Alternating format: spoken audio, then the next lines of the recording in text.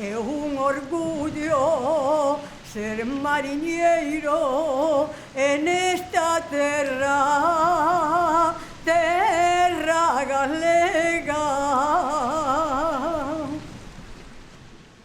O meu home máis eu, pois, compramos unha embarcación.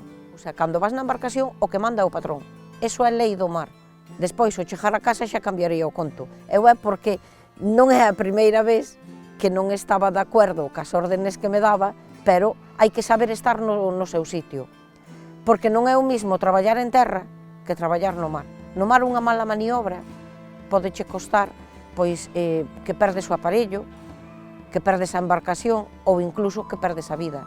E iso nós, os mariñeiros, pois sabémoslo xa desde pequeniños. Por iso vos digo, donde hai patrón non manda mariñeiro. E aunque seas a segunda patrona, que sería como no meu caso, as órdenes das o primeiro patrón. A min encanta o mar. Eu vonche dicir unha cousa, eu nasín, poderíache dicir, no mar. Estou-me criando e sigo vinculada co mar. Eu creo que o final da miña vida vai ser vinculada co mar, porque non me daría noutro sitio. O mar hai que querelo, pero moi importante, hai que terlle moito respeto, porque dache todo, pero en un segundo quítache tamén todo. Entonces, hai que aprender a vivir con eso. É outra cousa.